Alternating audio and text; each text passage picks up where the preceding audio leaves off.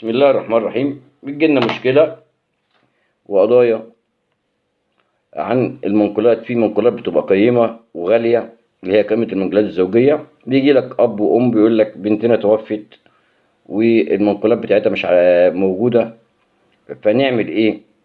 فبقول لهم هنا المنقولات دي تتعامل تعامل التركة وتورث. المنقولات الزوجية لو الزوجة توفت فالأم والأب والزوج والابن والابنة ليهم حق في هذه المنقولات. والله إذا كانت بتقيم ماليا أو بنقدر نحصرها ماليا وندي كل واحد حصته من هذه المنقولات. يعني قائمة المنقولات تورث عند وفاة الزوجة. الزوجة توفت، ليها ابن، الابن وليها ابن وزوج وأم وأب. الأب والأم كل واحد بياخد السدس، اللي هو الأب والأم للمتوفاة اللي هي الزوجة. الزوج بياخد عشان في خلفة بياخد الربع، والابن بياخد الباقي. إذا كانت بنت المتوفية ليها بنت وزوج وأب وأم، البنت الزوج بياخد الربع والأب والأم السدس والبنت بتاخد ليها النص، والباقي البنت بتاخد نص الأول، ويوزع بعد كده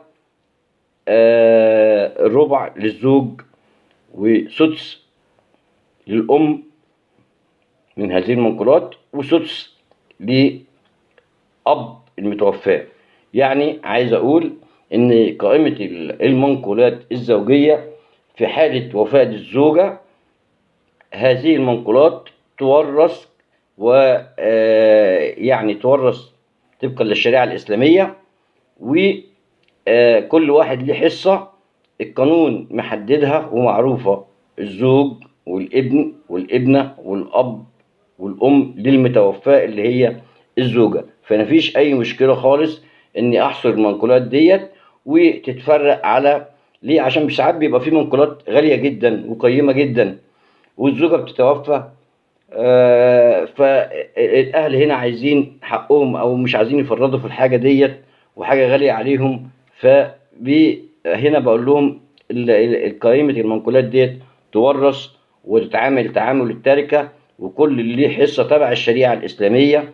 لو هو توفت عندها ولد وبنت، ولد وبنت وزوج وزوج مثلا، فهنا الزوج ليه الربع، مفيش أب ولا أم ليها. الزوج ليه الربع والبنت والولد للذكر مثل حظ الأنثيين، يعني بنسبة 2-1، وتقسم هذه التركة. هذه المنقولات يعني تركة، يعني زي التركة. فهنا بيسري عليها يعني التقسيم طبقا للشريعة الإسلامية.